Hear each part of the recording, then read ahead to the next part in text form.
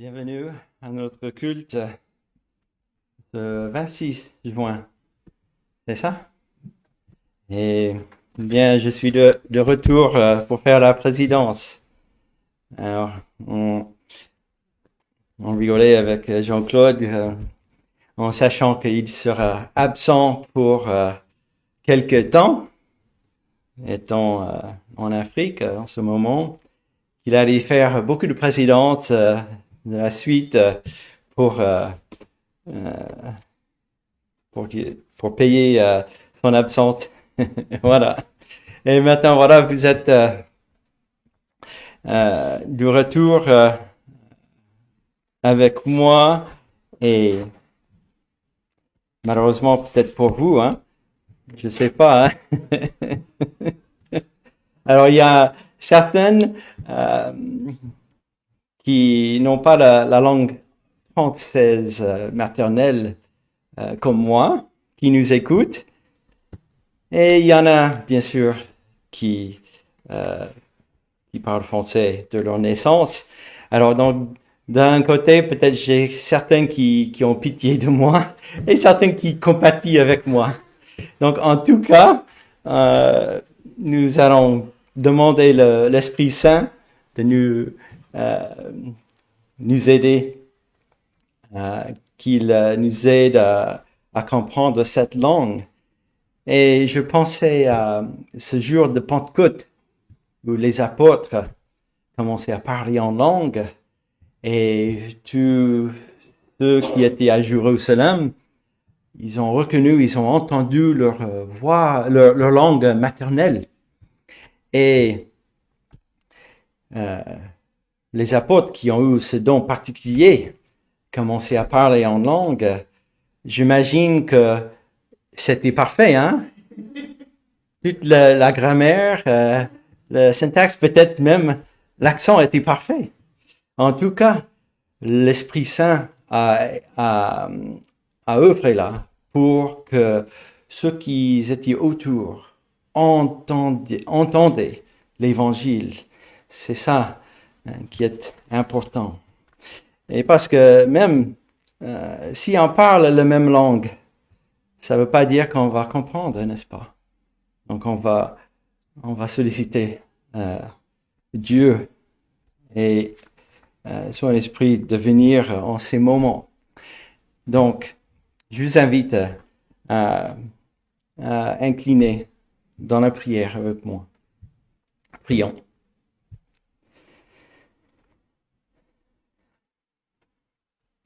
Notre Père céleste, à toi la gloire, à toi l'adoration, parce que tu es ce Dieu qui mérite toute gloire et toute adoration dans les cieux et sur la terre et partout dans cet univers, parce que tu es ce Dieu qui a créé toutes choses, ce Dieu qui est tout-puissant et qui règne sur toutes choses, celui qui a l'autorité sur sa création et qui a ce dessein pour sa création, ce dessein qui continue, même tu as à planifier toutes choses, même avant la fondation de ce monde, comme ta parole nous dit. Et donc, tu es ce Dieu continuellement appliqué dans sa création. Et donc, nous venons à toi, ce Dieu tout-puissant qui contrôle toutes choses et a des exigences. Nous venons à toi en tant que des créatures, mais des créatures qui ont rébellé contre toi. Nous pouvons venir seulement à toi avec nos péchés traités en ce moyen de salut, de réconciliation que tu as fait. Nous venons à toi en Jésus-Christ. Jésus-Christ qui est venu pour faire cette œuvre de salut nécessaire pour nous, pour enlever ce péché devant ta face. Et nous venons en lui, et que nous pouvons venir en lui en sachant que tu nous acceptes, parce que Christ a fait ce qui était nécessaire pour cela. Oui, tu es ce Dieu qui contrôle toutes choses, et dans l'histoire de ce monde, dans cette histoire séculaire de ce qui se passe sur cette terre, entre les peuples, entre les nations, entre les familles. Il y a cette histoire invisible, cette histoire spirituelle au fond, que tu es là et que tu diriges toutes choses continuellement. Nous voyons ça dans ta parole. Et ta parole arrive jusqu'à le fondement de l'Église en Jésus-Christ. Et jusqu'à ce que les apôtres ont écrit, qui étaient avec Christ. Et puis, nous sommes ici aujourd'hui, tu continues à œuvrer, même si ta révélation est complète pour nous. Tu œuvres au travers de l'Évangile, cette annonce de Jésus-Christ, qui est venu pour nous réconcilier à toi en traitant ce problème de péché. En fait, ce problème qui touche tout homme, ce problème avec son Créateur, est le fond de tous les problèmes. L'homme pense qu'il peut réconcilier les choses par sa vertu, par sa bonté en lui-même. Mais il y a ce problème au fond de chaque homme qui est un problème avec son Créateur. Et donc, par cette nature humaine de péché, de désir, que pour nous-mêmes, nous cherchons toujours à ce paix parfait et nous ne trouvons pas en dehors de Christ la paix qu'il apporte pour nous devant toi. Et donc, notre Dieu, nous te louons, nous t'adorons, nous voulons chanter tous ces louanges et proclamer ce message qui est dans ta parole et que tu révèles à ton peuple continuellement, jour après jour, et que nous ne cessons pas de revenir à ta parole dans les épreuves, dans les doutes, et que tu nous édifies, tu nous encourages. C'est la raison pour que nous sommes réunis ce matin. C'est parce que toi, tu as agi. Cela est le plus important. Et ce que l'on fait, en fait, il n'a pas de place dans cette œuvre de salut. Tu as planifié tout avant la fondation du monde, avant même que tu as créé l'homme. Donc, tu ne dépends pas de lui dans ton plan de salut. Nous te louons pour cela, parce que nous voyons en nous-mêmes et dans nos vies et que nous n'arriverons pas. Et même l'Église, au premier siècle, si ça dépendait de l'homme pour l'agrandir et continuer, eh bien, ça n'arriverait pas de continuer même après une première génération. Non, c'est toi qui fais cette œuvre et que tu le continues jusqu'au dernier que tu veux chercher pour réconcilier à toi, qui viennent à toi dans la repentance. Et donc, ce que tu as fait est sûr et certain, et Christ, le retour de Christ est sûr et certain. Et nous attendons à cela. Et en attendant, nous voulons t'offrir un culte et que tu sois au milieu de nous pendant ces moments. Nous pensons à ceux qui ne sont pas avec nous. Nous pensons à Jean-Claude, que tu le fortifies sur tout son itinéraire, tous ces endroits différents qu'il va visiter dans ces pays en Afrique. Et nous pensons à ceux qui aussi viennent à sa rencontre. Que tu les bénis en Jésus-Christ.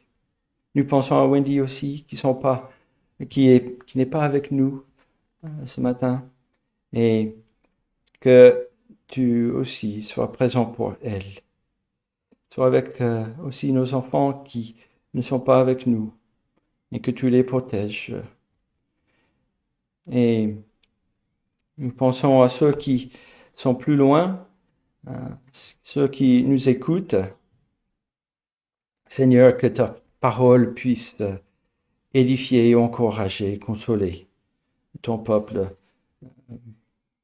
Et que même au plus loin, partout sur cette terre, que tu bénis ton Église et que tu l'ajoutes à son nombre pour ton Église, ton peuple, dans l'épreuve, dans les situations difficiles, même dans la persécution et la guerre.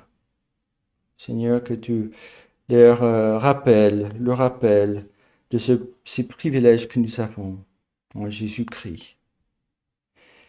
Nous demandons toutes ces choses en son nom. Amen. Alors, nous allons chanter ce cantique numéro 39. Grand Dieu, nous te louons. Numéro 39.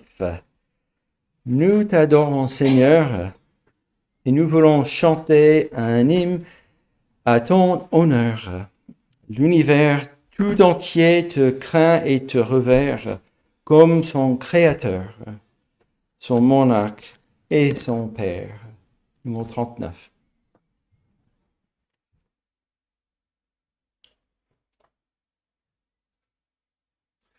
Quand Dieu, nous te louons, nous t'adorons, Seigneur, et nous voulons chanter un hymne à ton honneur. L'univers tout entier te craint et te révère comme son Créateur, son monarque et son Père. Tous prêchent ta puissance et ta fidélité, ta sagesse infinie et ta grande bonté.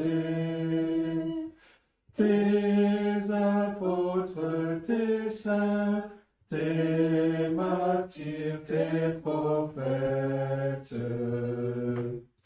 tes ministres sacrés, tes divins interprètes,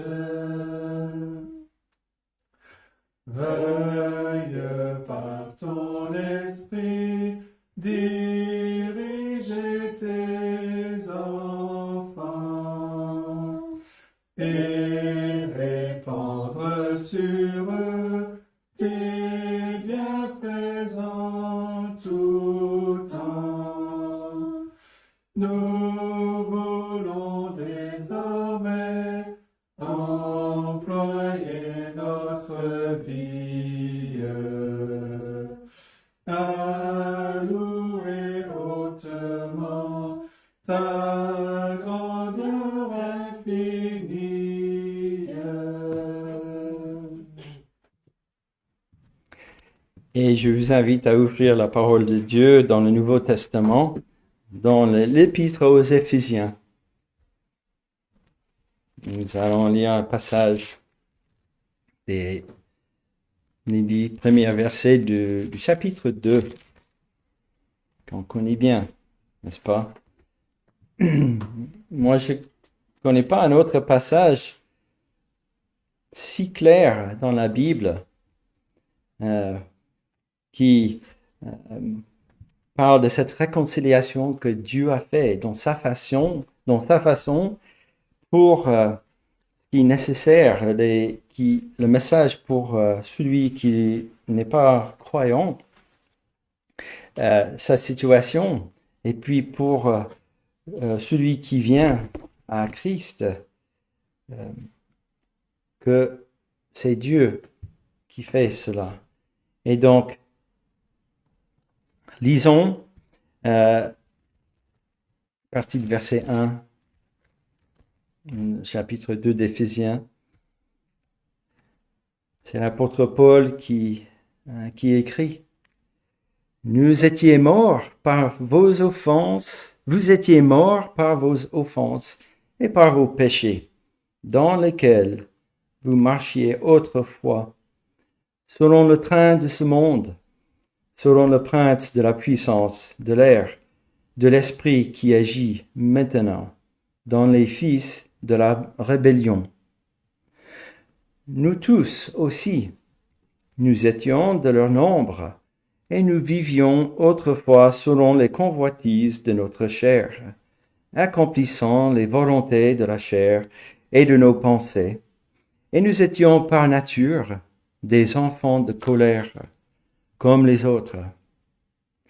Mais Dieu, qui est riche en miséricorde, à cause du grand amour dont il nous a aimés, nous qui étions morts par nos offenses, nous a rendus vivants avec Christ.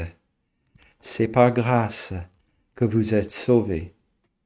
Il nous a ressuscités ensemble et nous a fait asseoir ensemble dans les lieux célestes en Jésus-Christ, afin de montrer dans les siècles à venir l'infinie richesse de sa grâce par sa bonté envers nous en Jésus-Christ. Car c'est par la grâce que vous êtes sauvés, par le moyen de la foi, et cela ne vient pas de vous, c'est le don de Dieu. Ce n'est point par les œuvres, afin que personne ne se glorifie, car nous sommes son ouvrage, ayant été créés en Jésus-Christ pour de bonnes œuvres, que Dieu a préparées d'avance, afin que nous les pratiquions. Et jusque-là, la parole de Dieu, et les deux versets qui me frappent à chaque fois, plus que les autres, verset 5, où c'est Dieu qui fait, nous qui étions morts par nos offenses, Dieu nous a rendus vivants avec Christ. Rendus vivants. C'est cette œuvre que Dieu opère. Quelque chose qui ne vient pas de nous, il met en nous. Il nous donne la vie. Et le verset 10, car nous sommes son ouvrage. Donc, est-ce que on se rend compte, même quand nous sommes dans l'épreuve où nous ne comprenons pas ce qui se passe, nous sommes son ouvrage. C'est Dieu qui nous façonne. Et donc, ce que Dieu fait, il fait pour notre bien et il fait pour sa gloire. Et nous pouvons venir louer Dieu pour cela. Imaginons si c'est le cas contraire. Alors, nous allons chanter maintenant le numéro 1, le cantique numéro 1. À toi la gloire. Et nous voyons dans ce cantique aussi dans toutes les strophes, quand ça parle de la gloire à Dieu, la gloire, et son Fils ressuscité pour accomplir cette œuvre de salut, il n'y a rien de l'homme dans ce cantique. Tout est ce que Dieu a fait. Même ce pierre qui couvert le tombeau, c'est Dieu qui l'avait enlevé. Donc, chantons ce cantique, à toi la gloire.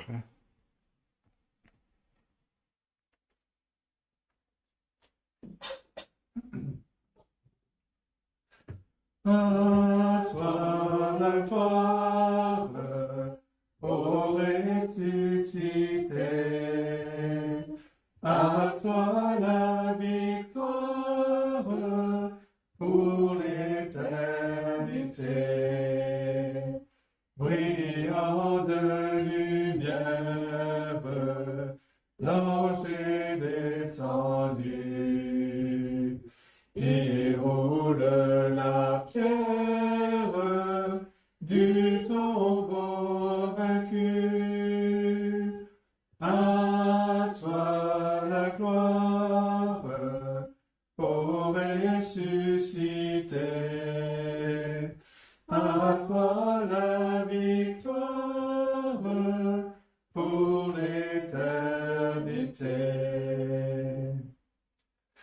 Vois-le paraître, c'est lui, c'est Jésus, ton sauveur, ton maître, oh ne doute plus. Sois dans l'allégresse, peuple du Seigneur, et redis sans cesse que Christ est vainqueur. À toi la gloire, ô ressuscité. À toi la victoire pour l'éternité. Craindrai-je encore, il vit à jamais, celui que j'adore, le prince de paix. Il est ma victoire, mon puissant soutien, ma vie et ma gloire, non je ne crains rien. À toi la gloire, ô ressuscité. À toi la victoire pour l'éternité.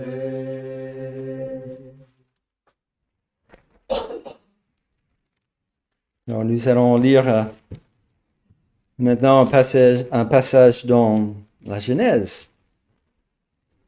Donc,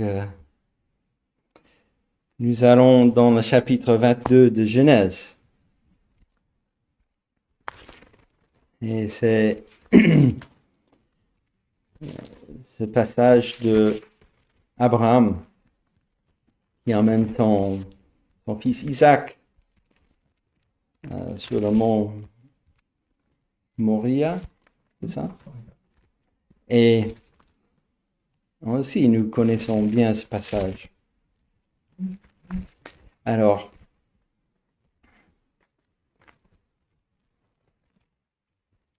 ça commence en disant que Dieu mit Abraham à l'épreuve. Et pourquoi? On peut demander. Et en posant cette question, c'est un peu de demander pourquoi tu m'as fait ainsi, ou pourquoi l'argile demande son créateur comment se potier, pourquoi tu m'as fait ainsi, n'est-ce pas? Mais pour moi, pourquoi c'est dans la parole de Dieu ce qui se passe ici. Moïse avait écrit la Genèse et il détaille ce qui s'est passé ce jour-là dans la vie d'Abraham. Et je voudrais qu'on pensait Abraham et son ouvrage, l'ouvrage de Dieu. Et en Jésus-Christ. Rappelez-vous ce que Christ avait dit en Jean chapitre 8, quand il était devant les pharisiens, que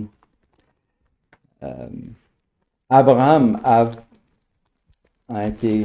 vu le jour où il est venu, et avant que Abraham est là, je suis, n'est-ce pas?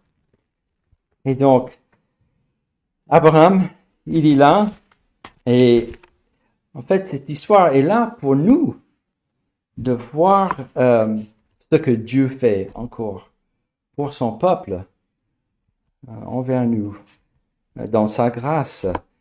Nous voyons ici cette substitution. Nous voyons ici Jésus-Christ. Et voilà ce qui est important. Ce n'est pas ce que Abraham fait, c'est ce que Dieu fait.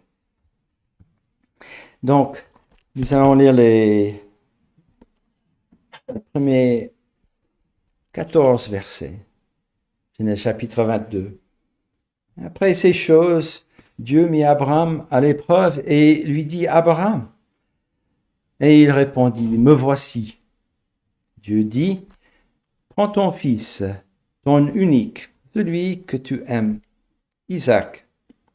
Va-t'en au pays de Morija, et là, offre-le en holocauste sur l'une des montagnes que je te dirai. Abraham se leva de bon matin, sella son âne et prit avec lui 2 serviteurs et son fils Isaac. Il fendit du bois pour l'holocauste et partit pour aller au lieu que Dieu lui avait dit. Le 3e jour, Abraham, levant les yeux, vit le lieu de loin. Et Abraham dit à ses serviteurs, « Restez ici avec l'âne, moi et le jeune homme, nous irons jusque-là pour adorer, et nous reviendrons auprès de vous. » Abraham prit le bois pour l'holocauste, le charge sur son fils Isaac, et porte dans sa main le feu et le couteau. Et ils marchèrent tous 2 ensemble. Alors Isaac, parlant à Abraham, son père, dit, « Mon père !» Et il répondit, « Me voici, mon fils. » Isaac reprit, « Voici le feu et le bois, mais où est l'agneau pour l'holocauste ?» Abraham répondit, « Mon fils, Dieu se pourvoira lui-même de l'agneau pour l'holocauste. » Et ils marchèrent tous 2 ensemble. Lorsqu'ils furent arrivés au lieu que Dieu lui avait dit, Abraham y éleva un autel et rangea le bois. Il lia son fils Isaac et le mit sur l'autel, par-dessus le bois. Puis Abraham étendit la main et prit le couteau pour égorger son fils. Alors l'ange de l'Éternel l'appela des cieux et dit, « Abraham, Abraham !» Et il répondit, « Me voici. » L'ange dit, « N'avance pas ta main sur l'enfant et ne lui fais rien, car je sais maintenant que tu crains Dieu et que tu ne m'as pas refusé ton fils, ton unique. Abraham leva les yeux et vit derrière lui un bélier retenu dans un buisson par les cornes. Et Abraham alla prendre le bélier et l'offrit en holocauste à la place de son fils. Abraham donna à ce lieu le nom de Yahvé-Jireh. C'est pourquoi l'on dit aujourd'hui, à la montagne de l'Éternel, il sera pourvu. Et voilà cette épreuve d'Abraham.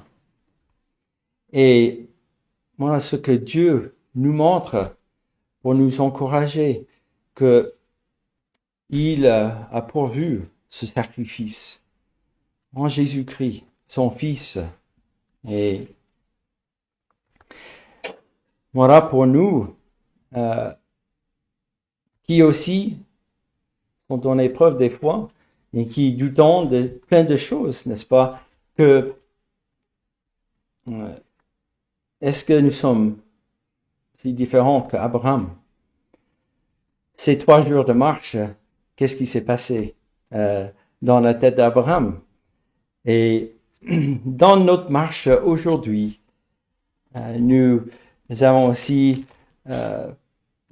des épreuves, des doutes, mais que nous revenons toujours à cette assurance de notre salut en Jésus-Christ, parce que cela ne dépend pas de nous. C'est Dieu qui a fait cela, qui, dans sa façon, nous a réconciliés à lui-même par ce sacrifice de son Fils. Alors, je vous invite à chanter un dernier cantique avant le message. C'est le numéro 131. Mon Rédempteur est vivant, et c'est en lui que j'espère. Je l'ai contemplé mourant pour mes péchés au calvaire. Mais par un suprême effort, Jésus a vaincu la mort. C'est la première strophe. Donc chantons ce cantique.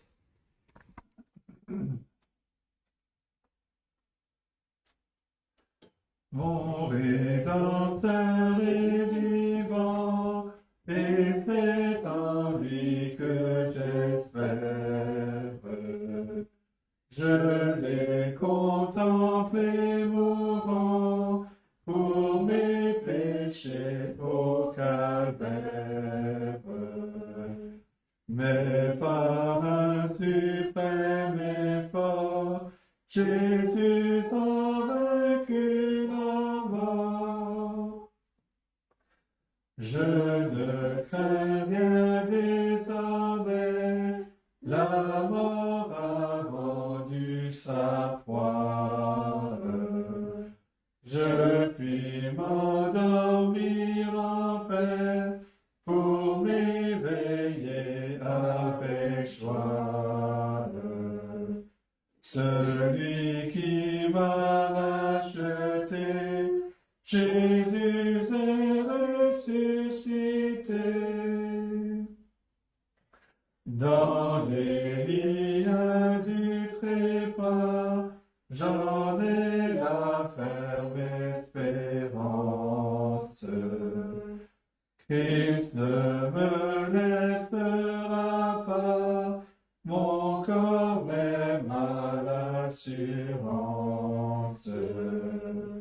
d'être à ton corps glorieux, semblable un jour dans les cieux. Alors je remporterai avec Jésus la victoire. Et je le contemplerai face à face dans la gloire.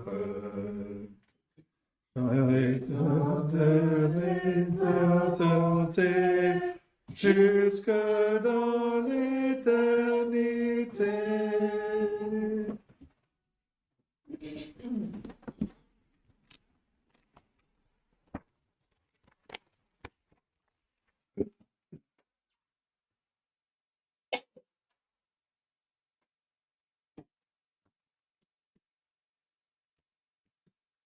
Bien, je vous invite à ouvrir la parole de Dieu dans la lettre de Jude.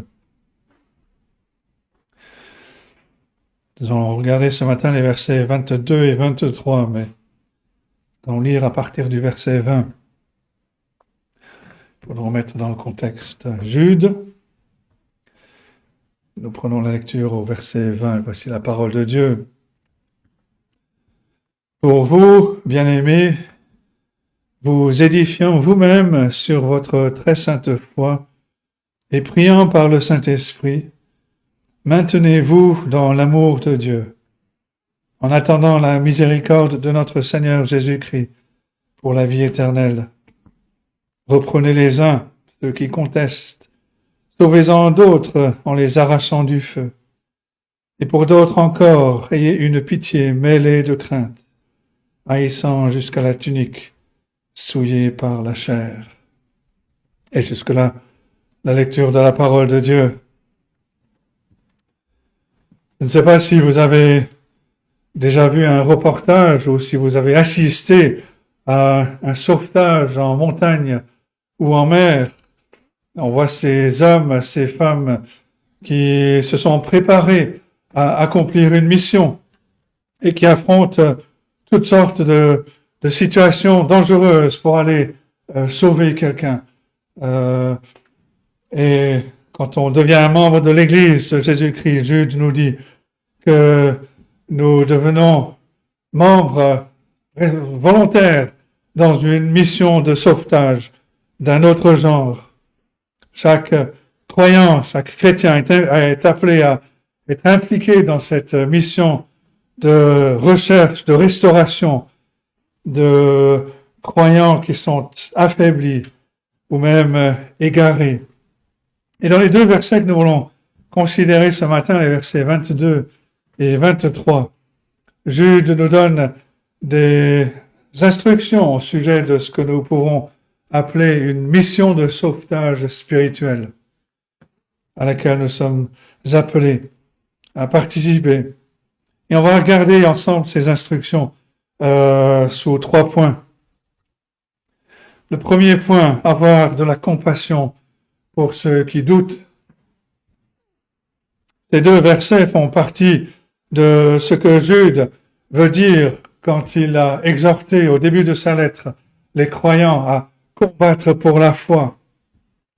Dans la dernière fois, dans les versets 20 et 21,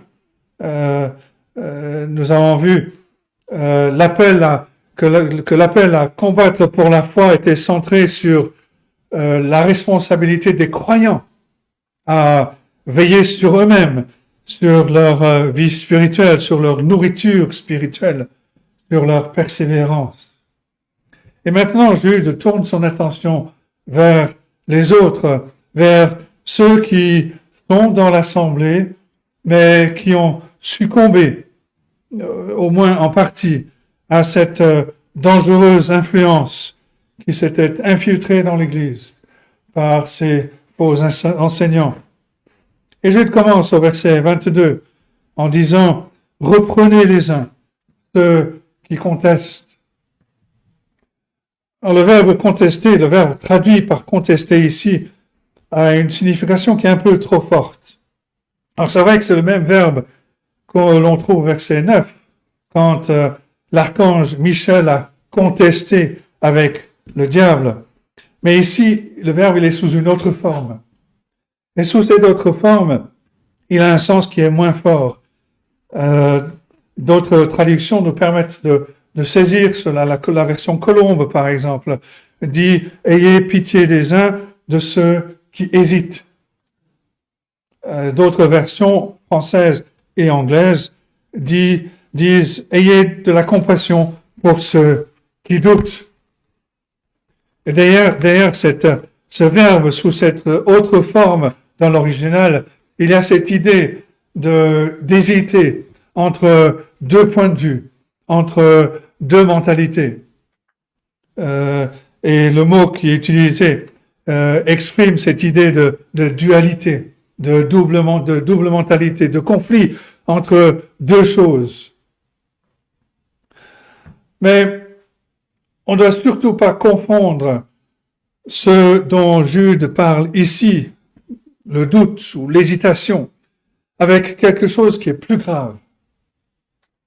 Le doute n'est pas la même chose que l'incrédulité. L'incrédulité est une action de la volonté qui refuse de croire, qui refuse d'obéir au Seigneur Jésus-Christ. Le doute, lui, va se traduire par le fait de poser des questions ou d'exprimer une incertitude, et ça peut même être au sujet de la foi. Il est vrai que le doute, si il est dissimulé ou si on l'ignore, peut être le précurseur de problèmes dans l'expérience chrétienne. Mais le doute qui est reconnu, qui est confessé, peut être combattu, peut trouver ses réponses dans la parole de Dieu et peut amener à une expérience croissante dans la vie chrétienne. Le doute n'est pas l'incrédulité. Ce n'est pas le scepticisme. La plupart des chrétiens, peut-être même tous les chrétiens, connaissent des périodes de doute à un moment ou à un autre, que ce soit une lutte dans leur propre foi ou sur la question de l'assurance, que ce soit avec certains aspects de la foi chrétienne ou au sujet de la vision chrétienne du monde. La Bible elle-même nous donne une multitude d'exemples de croyants qui, tout au long de l'histoire, ont lutté avec ce même genre de choses et ont été en proie au doute. On peut penser à Asaph, par exemple, dans le psaume 73. Il voit le succès des incrédules. Et de l'autre côté, il voit les souffrances des justes. Et cela le pousse à vaciller dans sa confiance dans le Seigneur. Psaume 73, verset 13, par exemple. C'est donc en vain que j'ai purifié mon cœur, que j'ai lavé mes mains dans l'innocence. Chaque jour, je suis frappé. Tous les matins, mon châtiment était là. Si je disais, je veux parler comme eux, voici, je trahirais la race de tes enfants.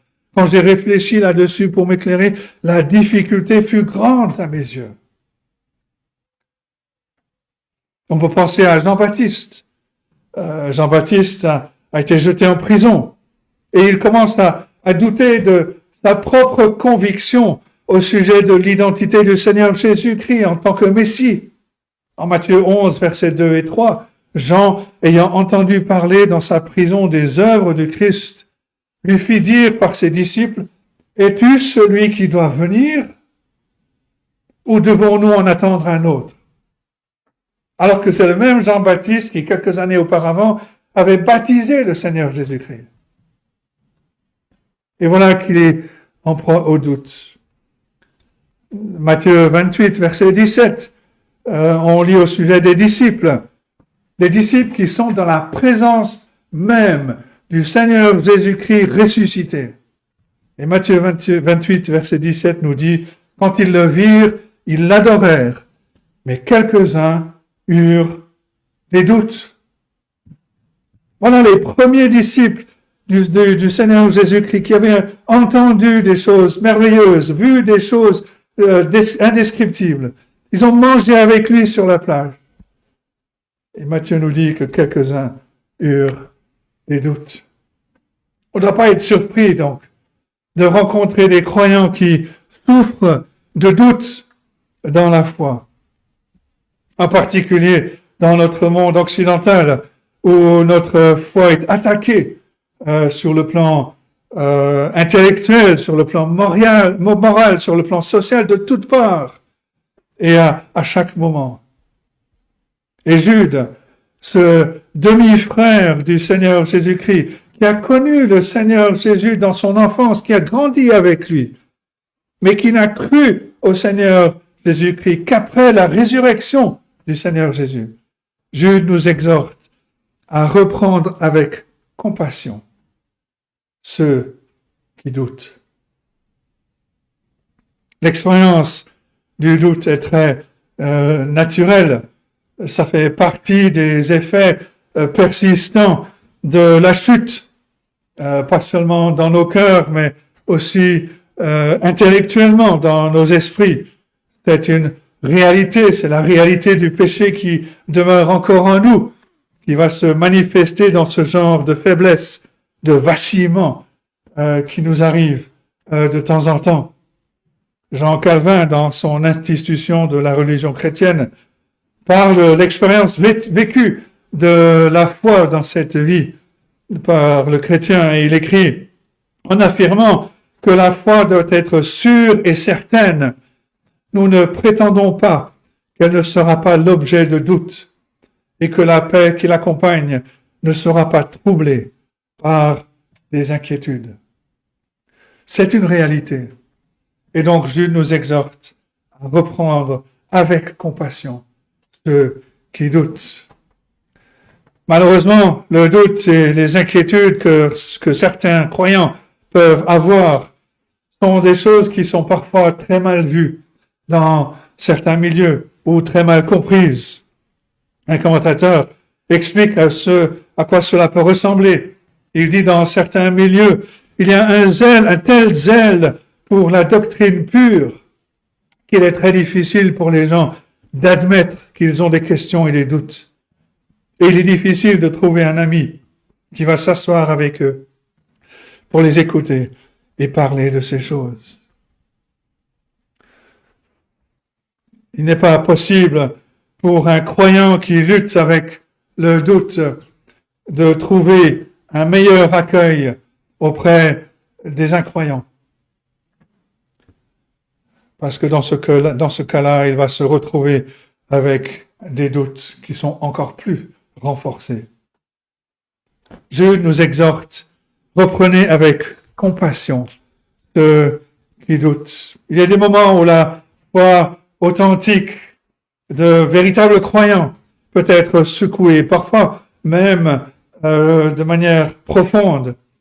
Et c'est dans ces cas-là que la compassion est requise. C'est dans ces cas-là que l'on doit apporter le réconfort et la force. Un commentateur explique, ne soyez pas durs. Ne pensez pas que derrière chaque question, un hérétique en herbe se prépare à émerger. Soyez utiles, investissez dans les relations. Soyez connus pour votre patience et votre amour. Ayez de la compassion. Voilà ce qu'implique combattre pour la foi. C'est intéressant de noter, quand on pense à la dureté du langage de Jude contre ceux qui s'étaient infiltrés dans l'Église avec un faux évangile. Et on le voit maintenant dans un contraste frappant avec cet appel à la compassion, à la douceur envers les croyants qui doutent. Ne les condamnez pas, ne les jugez pas, aidez-les, reprenez-les avec compassion. Le Seigneur Jésus-Christ lui-même a donné l'exemple et à plusieurs reprises il a aidé ses disciples qui étaient en proie au doute. L'exemple auquel on pense le plus rapidement, c'est Thomas. D'ailleurs, il y a même une expression, je ne pense pas qu'elle existe en français, mais en anglais, on parle de Thomas, celui qui doute, Thomas the Doubter. Et un commentateur explique ceci, il est difficile d'imaginer quelque chose de plus fatigant et provocateur que la conduite de Thomas.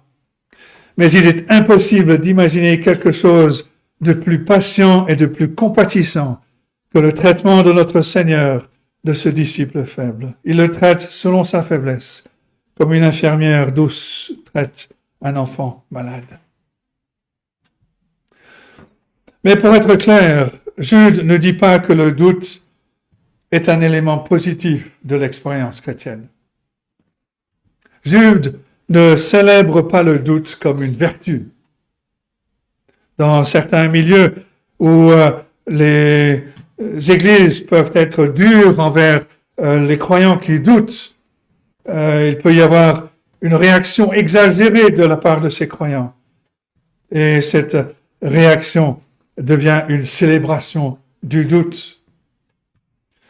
Nous ne voulons jamais être une église qui traite ceux qui luttent avec le doute comme des réprouvés. Nous ne voulons pas être une Église qui célèbre le doute comme un genre de vertu chrétienne. Non, nous voulons être une Église qui encourage ceux qui luttent avec le doute. Nous voulons être honnêtes à leur sujet, afin que ces doutes soient abordés, traités, que les croyants soient aidés, afin que leur foi puisse croître, et que les croyants qui luttent puissent devenir des croyants forts quand leurs doutes auront reçu leur réponse dans la parole de Dieu. Mais ce qui est derrière la prescription de Jude, c'est le moyen par lequel des croyants qui vacillent et qui doutent sont appelés à surmonter leurs doutes en étant fortifiés par des croyants qui sont plus forts dans leur foi.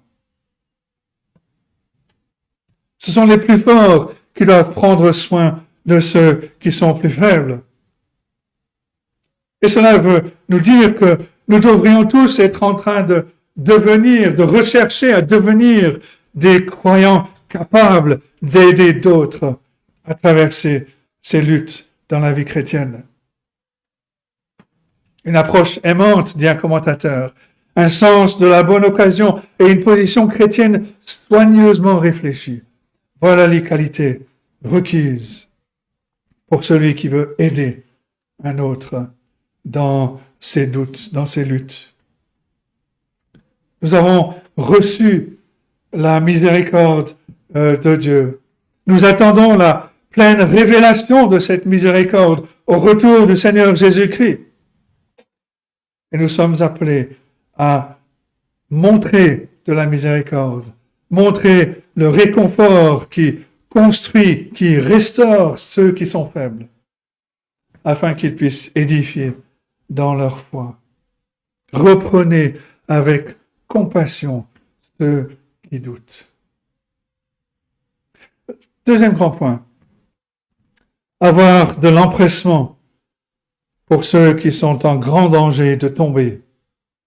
Et on lit au début du verset 23, « Sauvez-en d'autres en les arrachant du feu. »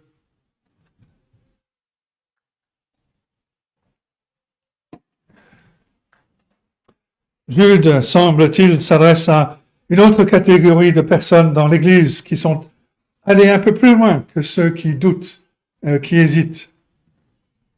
Il ne s'agit plus de croyants qui vacillent, qui hésitent entre deux positions, mais dans la situation à laquelle Jude s'adresse, ces personnes ont succombé à l'influence des faux enseignants, à tel point que ces personnes se retrouvent dans la catégorie opposée, dans l'incrédulité. Ils ont succombé à l'immoralité, cette immoralité qui est accordée par ces faux enseignants et leur perversion de la grâce. Ils sont maintenant tellement pris au piège par cette immoralité que, en apparence, ils agissent comme s'ils n'avaient jamais été de vrais croyants. Et Jude nous dit, sauvez-en d'autres en les arrachant du feu. C'est un vocabulaire de rédemption, un vocabulaire de salut.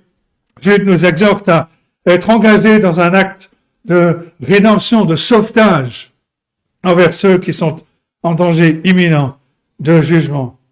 Alors bien entendu, nous savons que c'est Dieu seul qui sauve par la foi en Jésus-Christ.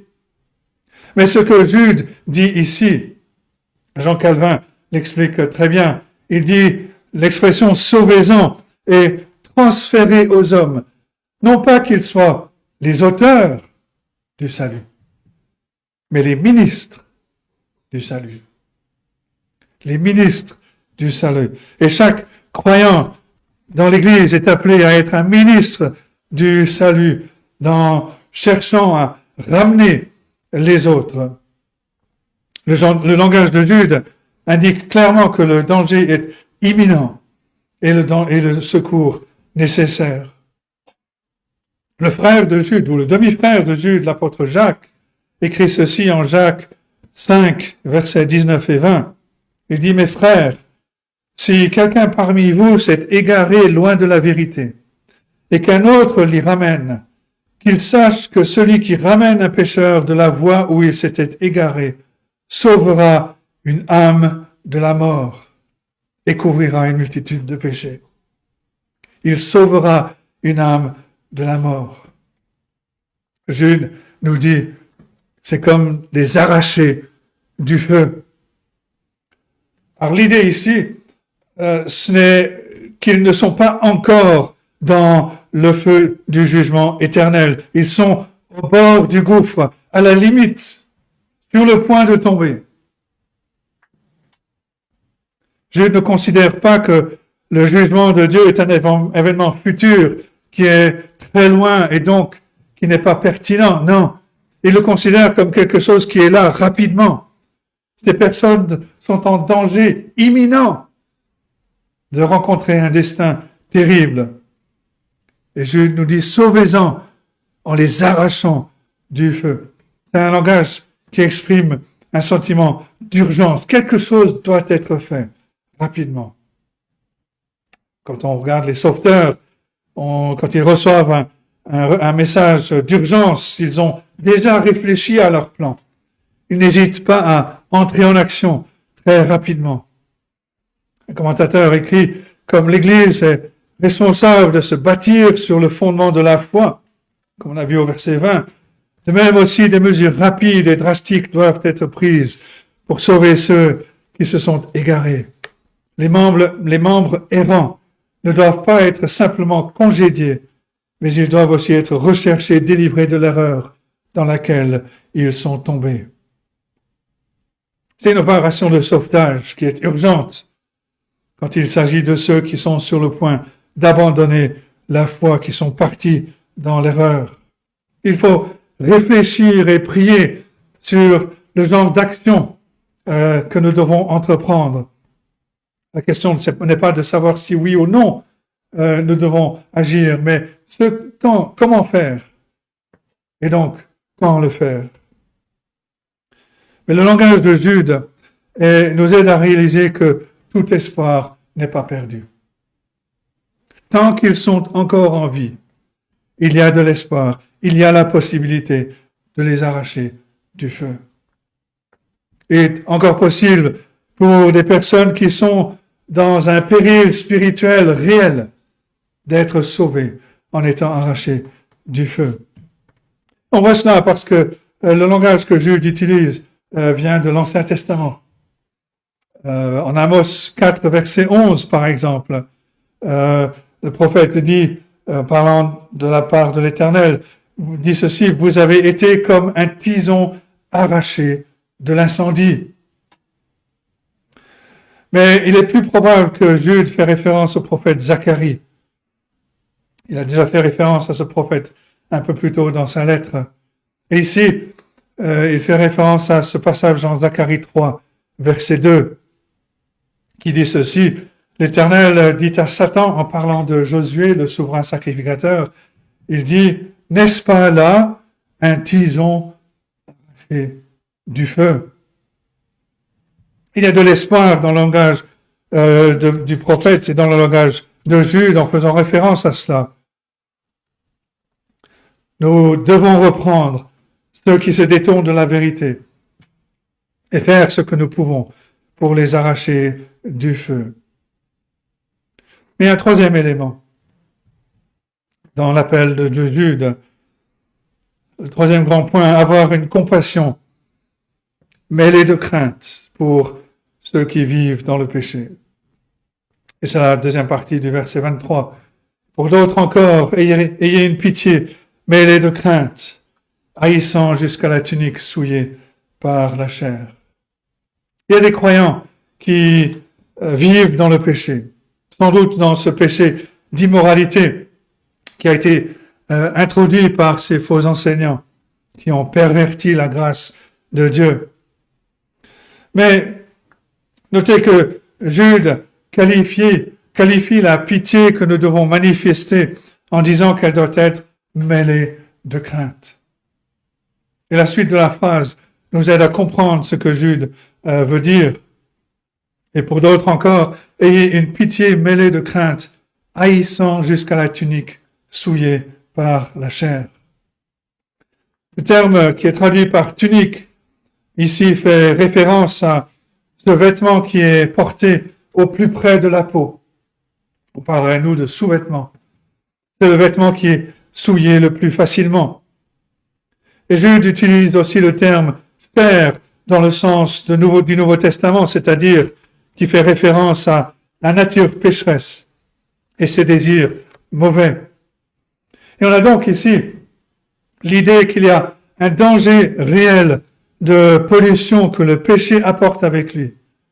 En particulier le péché d'immoralité, dans le cas de Jude. Un danger que cela présente à la fois pour celui qui est pris dans le péché, mais aussi pour celui qui cherche à la restaurer. Un commentateur écrit, quand on montre de la miséricorde à ceux qui pêchent, il est tout à fait possible de se faire entraîner dans leur péché. Le péché est suffisamment trompeur pour que ceux qui essaient d'aider les autres puissent eux-mêmes être piégés. Des sauveteurs en mer, par exemple, savent qu'ils doivent faire attention que la personne qu'ils veulent sauver de la noyade ne s'agrippe pas à eux de telle façon à les faire couler. Ils vont utiliser des planches de surf ou des chiens comme le Terre-Neuve. Jude est moins concerné ici avec l'étendue de l'égarement de ceux que nous cherchons à restaurer qu'il n'est avec notre attitude envers ceux qui se sont égarés. Un commentateur dit ce verset est une sorte d'avertissement à ceux d'entre nous qui sont engagés dans cette œuvre de miséricorde. Aucun de nous n'est à l'abri de la tentation. En un clin d'œil, un acte de miséricorde ou de salut nous met non seulement en contact avec le mal, mais aussi dans la présence et la plénitude de désirs déchus. Nous devons donc faire attention, montrer de la miséricorde, oui, envers le pécheur, mais dans la crainte de Dieu. Nous ne devons pas commencer à aimer en secret pour nous-mêmes ce que la miséricorde essaye de balayer dans la vie des autres. On doit aimer celui qui est tombé dans le péché, mais on doit haïr son péché.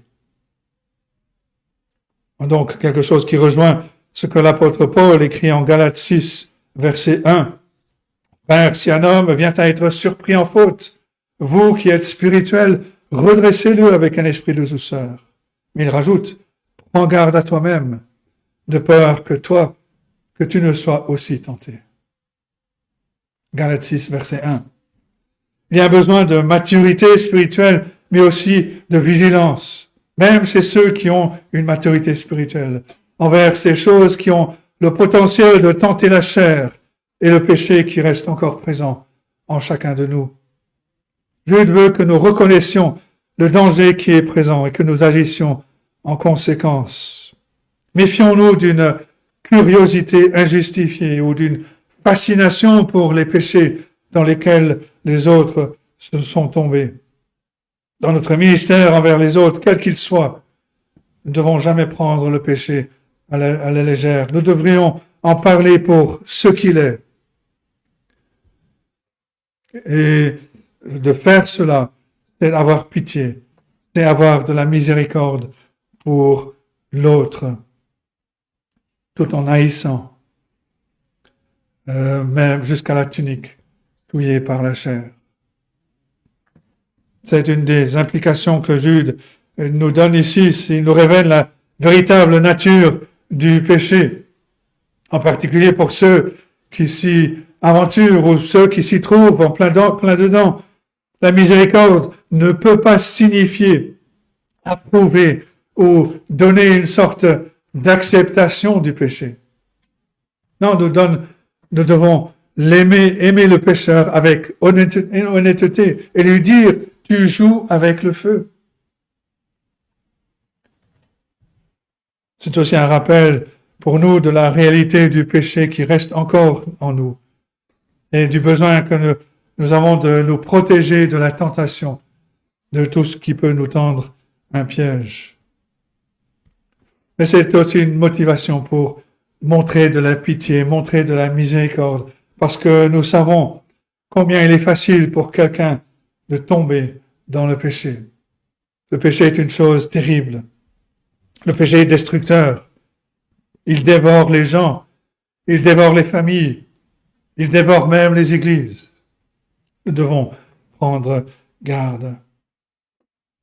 Notre miséricorde, donc la pitié que nous manifestons aux autres, se manifeste dans la façon dont nous désirons désespérément que ceux qui sont impliqués dans le péché soient sauvés. Cela implique aussi comment nous mettons les autres en garde contre le péché. Comment nous évitons nous-mêmes de tomber dans ces péchés. Mais Jude ne nous décrit pas à quoi pourrait ressembler cette miséricorde en action. Il y a d'autres passages dans les Écritures qui nous guident dans ce domaine. On a cité Galates 6, verset 1 par exemple, et d'autres passages. Jude ne le fait pas. Les occasions, les circonstances peuvent varier. Parfois, il n'y a pas beaucoup de possibilités de participer aux efforts qui sont déployés pour rechercher, restaurer les autres. Parfois, c'est la personne qui ne nous permet pas d'aborder le sujet. Elle refuse d'écouter, elle refuse d'entendre.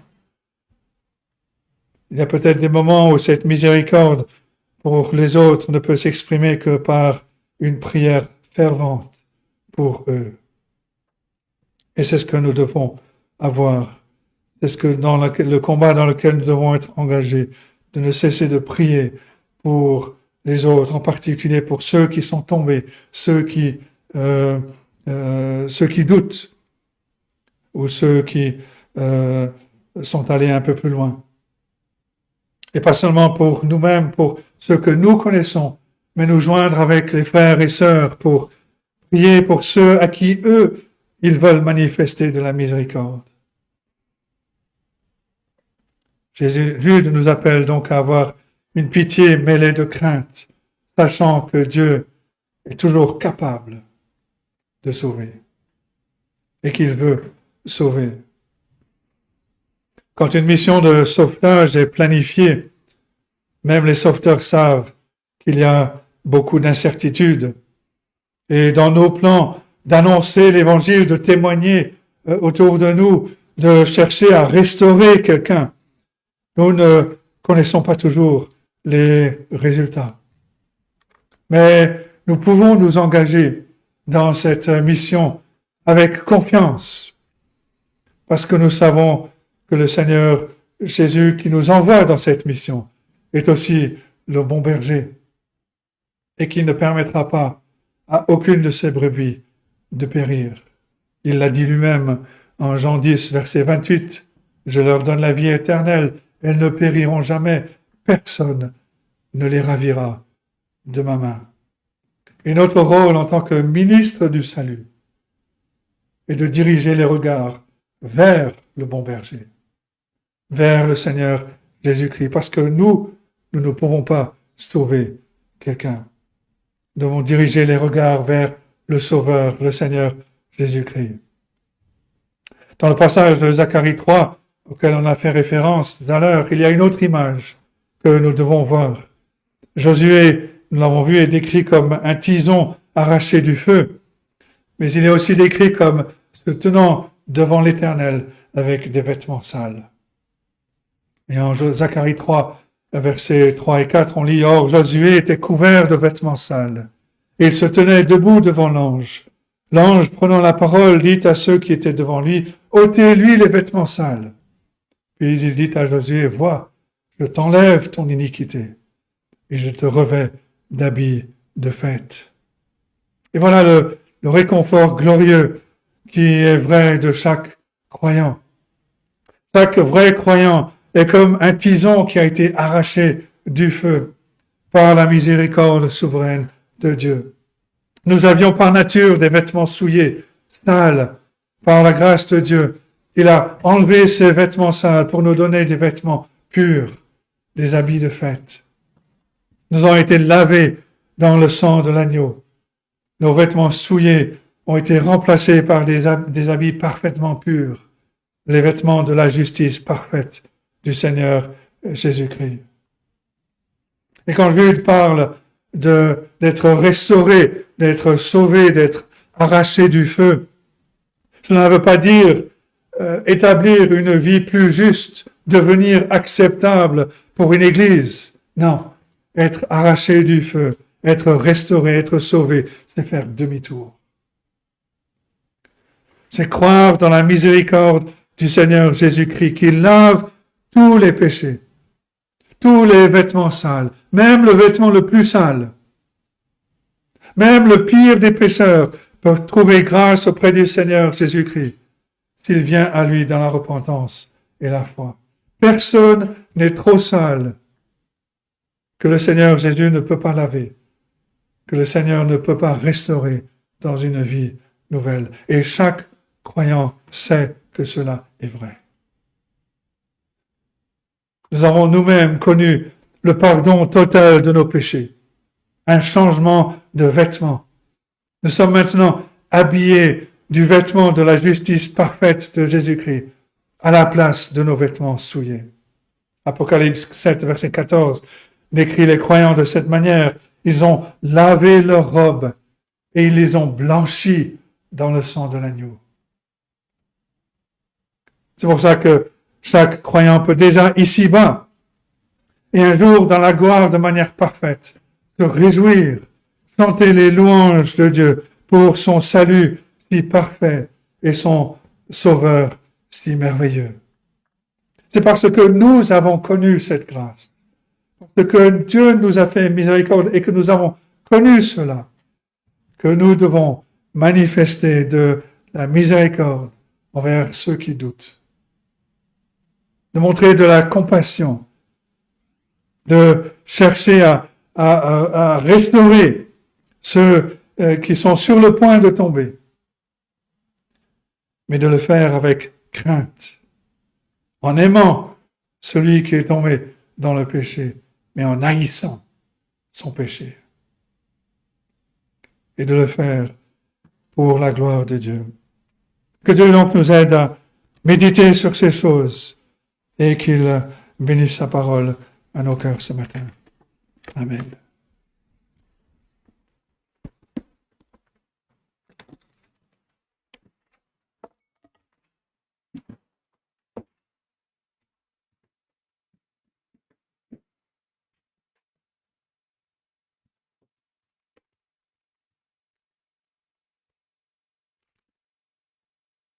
Je vous invite à chanter le cantique numéro 336.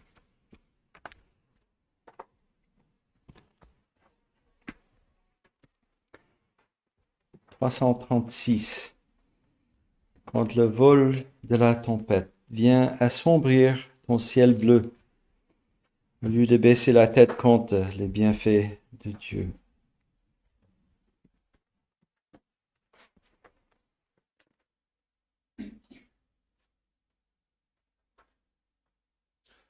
Quand le vol de la tempête vient assombrir ton ciel bleu, au lieu de baisser la tête contre les bienfaits de Dieu, contre les bienfaits de Dieu, mets-les tous devant tes yeux, tu verras en adorant combien le nombre en est grand. Quand sur la route glissante, tu chancelles sous ta croix, pense à cette main puissante qui t'a béni tant de fois. Compte les bienfaits de Dieu, mets-les tous devant tes yeux, tu verras en adorant combien le nombre en est grand. Si tu perds dans le voyage plus d'un cher et tout trésor,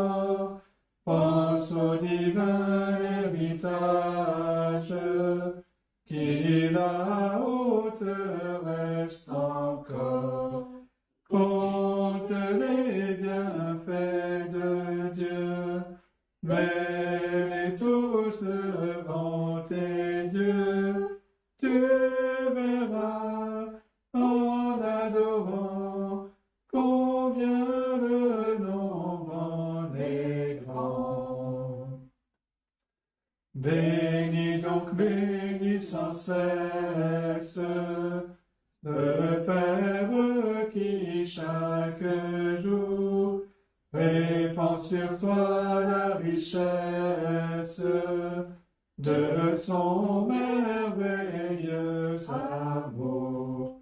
Compte les bienfaits de Dieu, mets-les tous devant tes yeux.